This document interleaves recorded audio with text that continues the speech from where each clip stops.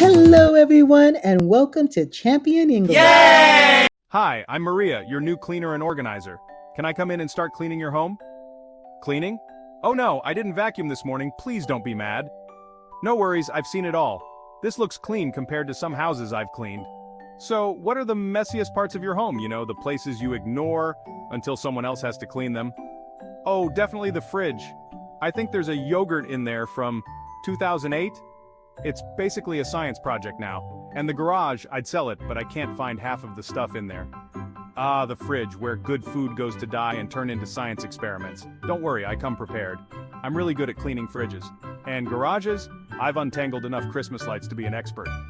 Thank goodness. So, how does this work? Do I just leave you with the mess and come back to a clean house? Well, I like to start by looking around your home, noting any problem areas like dust bunnies or too many shoes. Then I start cleaning. By the time I'm done, you'll feel like you're in a new home. Less mess, more calm. That sounds amazing. Do you have a magic wand for that? Close, it's called a vacuum. Same thing really. Plus, I'm also great at making beds. By the time I'm done, you'll feel like you're in a fancy hotel, minus the room service, unless you want a tip extra.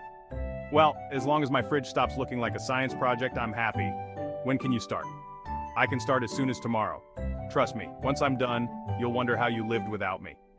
Oh, and if you want to get ready for the interview, click the link for 100 questions to ask. You'll want to be thorough when hiring someone as awesome as me. Click the link for a copy of 100 interview questions to ask when hiring a house cleaner like me.